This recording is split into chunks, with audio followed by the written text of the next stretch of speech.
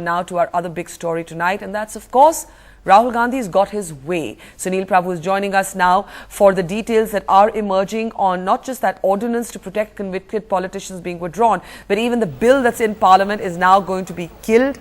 And Sunil, it would seem that Rahul Gandhi is on the right side of public opinion, but the decision he took has not come without its share of criticism. The BJP saying it's an example of dynasty prevailing over the Prime Minister, and our sources telling us that even at that cabinet meeting today, someone as senior as Sharad Pawar making the point that this ordinance should never have been pushed through in such a hurry if it had to be withdrawn. Sources saying Sharad Pawar making the point that the institution of the Prime Minister and the cabinet have been undermined. Sunil, go ahead. Well, definitely this was reflected, the haste in which the cabinet went ahead with this entire decision. That's the point that Sharad Pawar tried to address, saying that the legislature needs to have and not be undermined at any stage, making it clear on his part that somewhere down the line mistakes have been taking place. We shouldn't walk into an opposition trap. And Mr. Pawar also raising the issue of the right to reject, clearly saying there has to be a delicate balance in all institutions, and definitely what has happened does not augur well for anybody, and clearly it has been a big embarrassment for the UPA government, but nevertheless they want to be seen on the right side of the fence, and in this time round, especially in the election year, that's the reason why they've decided to withdraw that ordinance and the bill. Suri, let me ask you, the question now is political. The debate is no longer around the ordinance. The ordinance is dead. The bill will be dead. The question is political. One of the big criticism of Rahul Gandhi has been that his interventions are erratic.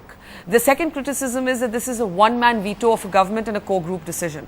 That would even work, considering that the Congress was heading for its political harakiri, had it gone ahead with this ordinance, if Rahul Gandhi was going to make sustained, regular, proactive interventions. Are you picking up from him that he's going to be doing that now? Well, I think the writing is on the wall, Barka, and he understands it.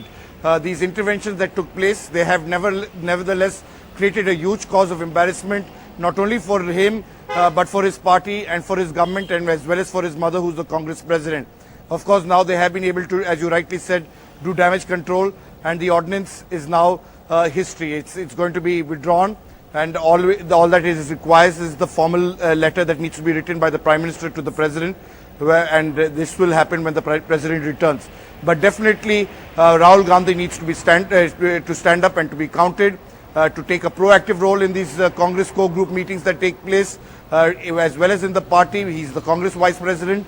He needs to ensure that there's a greater synergy between the party and the government, because I think once you're lucky, the second time you're not going to be. And clearly he understands that, and one way or the other, his voice that has to be heard in a dignified manner, in a mature manner, not in the words like tone and thrown. This is nonsense. There has to be words like reconsider.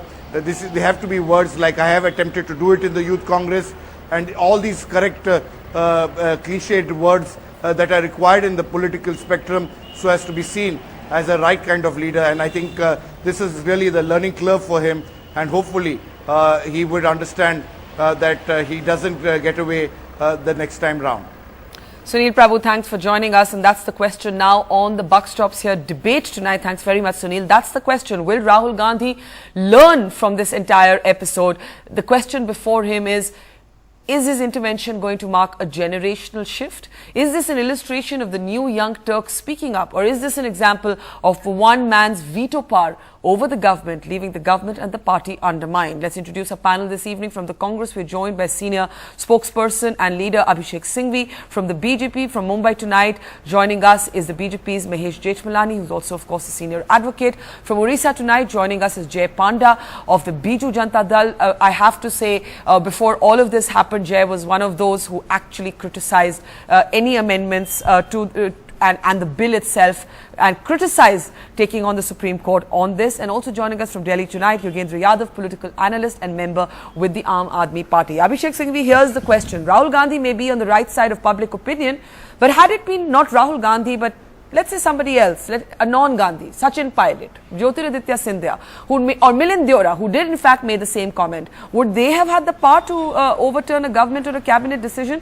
While this is the correct decision and everybody thinks this is the correct decision that the ordinance should be junked, the process and the manner that has led up to it, it has embarrassed everybody from Ajay Makan, whose press conference was actually taken over by Rahul Gandhi as he was defending the ordinance, countless ministers who had to defend the ordinance, people like yourselves who had to defend the ordinance, and then Rahul Gandhi says, think otherwise and all of you do. So my question is, had it not been a Gandhi and had it been somebody else who made this criticism, would the Prime Minister have listened? Barkha, very long question, and you have lots of views against me, against the Congress. Give me a couple of minutes to answer. You have to make a sharp distinction between the merits of the decision and all the other politics surrounding its manner of announcement. Now, first thing is, there is a view and has been a view in the party. A lot of us have talked about it in the party. We can't talk on channels about it.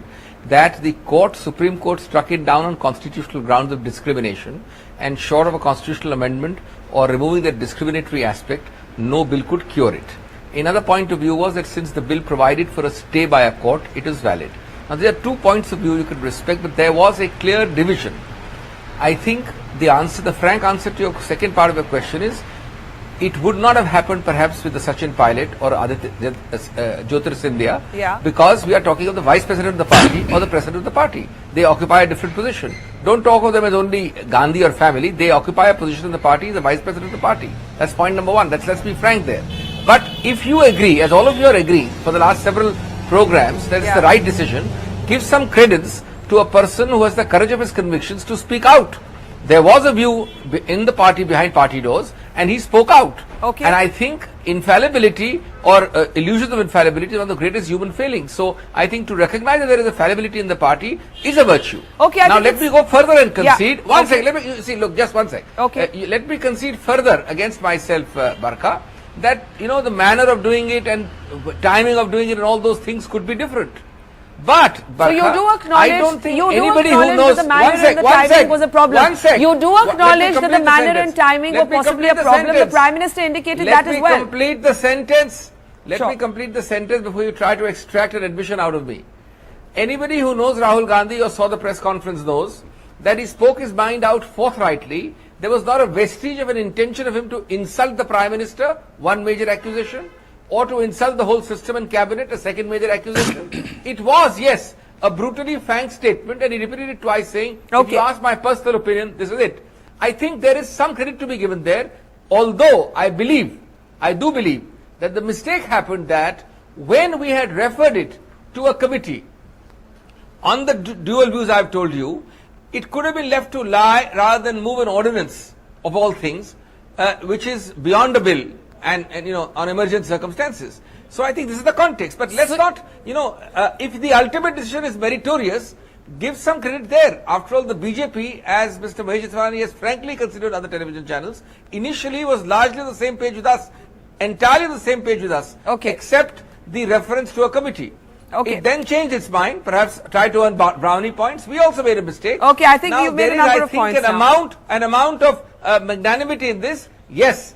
You are all, of course, interpreting this press conference as a deliberate insult, a unseating. That whole theory falls to the ground. I can just tell you, Sonia Gandhi and Rahul Gandhi have a perfect working relationship. Excuse me, 1 minute. Contrary to all the doubting Thomases. May I just say that I was in Washington watching what happened 2 hours before the Prime Minister was to meet Barack Obama, and Rahul Gandhi's press statement actually rendered the Prime Minister's America trip, or at least that day on it, almost irrelevant. So it did have that impact. But let's come to the point of this discussion. Mahesh Jethmalani, the BJP accused of double speak. Kamal Nath quoting specific dates, August 1st and August 13th, saying at the all-party meeting, the BJP too was of the same mind as the Congress. At the very least, the BJP was in favour of sending the ordinance to a standing committee of parliament. Now the Congress wants to kill the bill as well. The BJP never said that. The BJP never wanted this bill to be buried. So hasn't the Congress gone further than the BJP, while the BJP now seems confused? Rahul Gandhi may have stolen your thunder. No, Barkha, I think if you look at the sequence of facts, the BJP did not oppose the introduction of the bill, a point on which I have conceded, as Abhishek said. We were quite remiss. We should have done it. The BJD, Jai Panda's party, for instance, did do that. And I saluted him yesterday on another channel for doing that, his party for doing that. But BJP ensured that the bill was not passed in Parliament by getting it referred to a standing committee. Now, having done that, the Congress party in turn, because they wanted to save Lalu, and there's no other reason, because an ordinance is only when, as Abhishek points out, there are really very emergent circumstances demanding the promulgation of a presidential ordinance when Parliament is not in session. Yeah. The only reason why they did it was to save Lalu and Rashid Masood. So the BJP stymied the passing of the bill. The response of the Congress was to pass the ordinance. And the ordinance was totally malafide, for the reasons I just gave you. Now, as far as Rahul Gandhi's role is concerned, the facts are eloquent. The Supreme Court passes a judgment saying that convicted MPs should stand disqualified from the date of conviction. Rahul Gandhi doesn't welcome the judgment. Yeah. His party and his government introduce a bill in Parliament. He doesn't oppose that. His party passes an ordinance. For some time he's silent. He finally opens his mouth and opposes only the ordinance, not the bill. The climax about opposition to the bill was yesterday. Rahul Gandhi has only said the ordinance should be torn up. And that, he says, when the president showed a disinclination to promulgate the ordinance because it was clearly malified. The president would not have been able to justify it if it was challenged. Okay. And judicial review does lie against an ordinance in a court of law. But can I ask you, Mahesh? It is at that point that Rahul Gandhi stepped in. Yes. And just one last point, Badkha. Finally, I hope that this is not a generational change in Congress politics, because apart from all these factors, the extremely offensive language used by Rahul Gandhi shows that he is lacking in both gravitas and sagacity, I'm sorry to say.